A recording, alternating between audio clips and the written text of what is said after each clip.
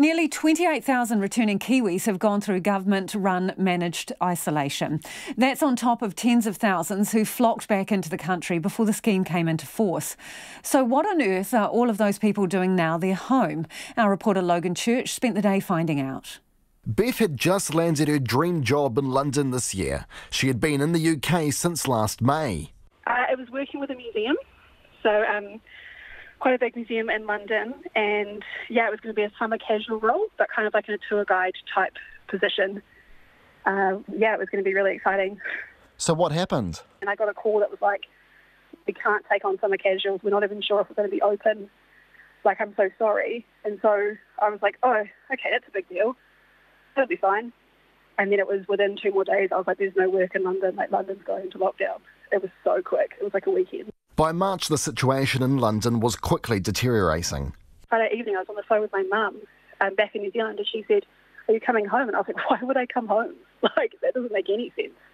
And then within 2 more days, I think we started getting more and more news about what was happening in London. And then I had a friend who actually got confirmed positive test, I think on the Saturday or Sunday. And that's when I was like, okay, this is getting a lot more serious. And so by the Monday we decided, I have to get home. Beth managed to get back to New Zealand just before managed isolation facilities were put in place for all incoming passengers. She instead spent 2 weeks in quarantine in a room in her family's home in Tauranga.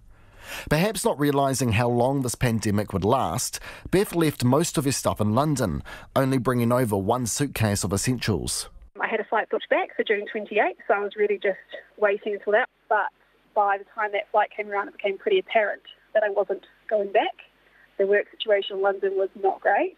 Beth stayed with her family and lived off savings until she realised she probably wouldn't be going back to London anytime soon. She is about to start a new job as a social worker next week. The plan is to stick with the job for a while and just monitor the situation in London. I have a feeling London's going to be up and down for the next little while because their borders aren't shut, which is for obvious reasons. You can't really shut the borders to the UK or to London. So I'm going to monitor the situation, and when it becomes safer, I can reconsider. Meanwhile, Laura is currently stuck in lockdown in Melbourne with a 4-month-old baby. She has lived there for 2 years and is trying to get back to New Zealand. She has a flight booked for the 27th of July. Upon arrival, they face 2 weeks in enforced isolation, along with thousands of other returning New Zealanders. I'm a little bit nervous because babies can get jaundice and that type of thing if they don't see the sun, so I don't know how that's going to work. So I don't really know much about the whole hotel experience yet. For Laura, New Zealand represents a far safer haven for her and her baby, even if it means leaving her Australian partner behind. Doing so much better than everywhere else, I guess. I know it was hard for the economy, but it was obviously a necessary thing. And you guys have the protocols in place to stop that community transmission, and the fact that you guys have got it under control shows that you guys did the right thing, I guess. However, she doesn't plan to stay in New Zealand. She hopes to be back in Melbourne as soon as possible. It's definitely a wait and see how it goes, yeah. Probably 3 to 4 weeks, hopefully. How hopeful you can get back in 4 weeks? Not very. It'll at least be 6 weeks after the leaving. So hopefully the quarantine here, the lockdown here has lifted, because they have planned it to be a 6-week lockdown. So by that stage, it'll be a couple weeks after that I'll be returning. Kate Katalinak has lived in San Francisco for 12 years. She works in marketing. When COVID came, she initially thought the city was handling it well. At first, I was really happy with the response. It was very much like going hard and early. I felt really reassured that they put the city on a shelter order. We were all working from home. There were police lining the streets outside of, the supermarkets, post offices and pharmacies and things like that. And I felt good at first. And then when I realised that people were not going to comply and that people were much more concerned with turning it into a political issue, I realised how much I actually miss my family and the way things are run here.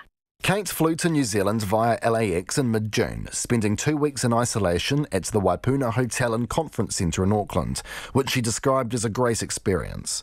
Kate's also managed to keep her marketing job. Working from home worked well for the company, and she can continue to do it from New Zealand, although she does have to go back at some point. I've got a flexi flight, So I do have to go back at some point if I want to keep that job, which I do.